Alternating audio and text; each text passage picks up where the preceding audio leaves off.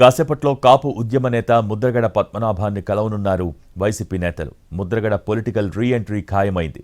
వైసీపీలో చేరతారని క్లారిటీ వచ్చేసింది. దీంతో ఇవాళ ముద్రగడ నివాసానికి వచ్చి పార్టీలోకి ఆహ్వానించనున్నారు వైసీపీ నేతలు. వచ్చే వారం ముద్రగడ అధికార పార్టీలో చేరనున్నట్టు తెలుస్తోంది. నిన్న వైసీపీ నేత జక్కంపూడి గణేష్ కిర్లంపూడిలోని ముద్రగడ నివాసానికి వెళ్లారు. పద్మనాభంతో వైసీపీ ఉభయ గోదావరి జిల్లాల రీజనల్ కోఆర్డినేటర్ మిథున్ రెడ్డి ఫోన్లో మాట్లాడించారు.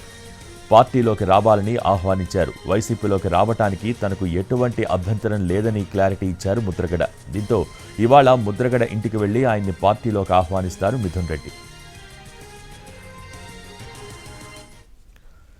ఎన్నికల నోటిఫికేషన్ రాకముందే పద్మనాభం ఫ్యామిలీని పార్టీలో చేర్చుకోవాలని వైసీపీ భావిస్తోంది. ముద్రగడ కుమారుడికి నామినేటెడ్ పదవి ఇచ్చే అంశంపై కూడా చర్చలు జరుపుతున్నారు. మరో 2 రోజుల్లోనే ఈ విషయంపై క్లారిటీ రానుంది.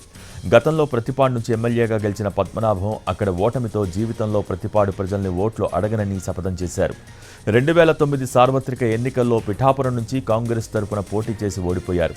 ఇక 2009లో ప్రత్యక్ష రాజకీయాలకు గుడ్ బై చెప్పారు. గత టీడీపీ ప్రభుత్వం హయాంలో కాపులకు రిజర్వేషన్లు కల్పించాలని ఉద్యమం చేశారు ముద్రగడ. గత ఏడాది నుంచి ముద్రగడ వైసీపీలో చేరతారని జోరుగా ప్రచారం సాగింది. ఉభయ గోదావరి జిల్లాల్లో కాపు కమ్యూనిటీలో ఆయన్ను చేర్చుకోవటం వల్ల ఉపయోగం ఉంటుందని అంచనా వేస్తోంది అధికార పార్టీ. ముద్రగడ వైసీపీలో చేరికపై చర్చలు జరిపి ఆయన్ను పార్టీలోకి ఆహ్వానించింది. వైసీపీలోకి చేరేందుకు ఒప్పుకున్న ముద్రగడ వచ్చే వారం పార్టీలో చేరనున్నట్టు తెలుస్తోంది.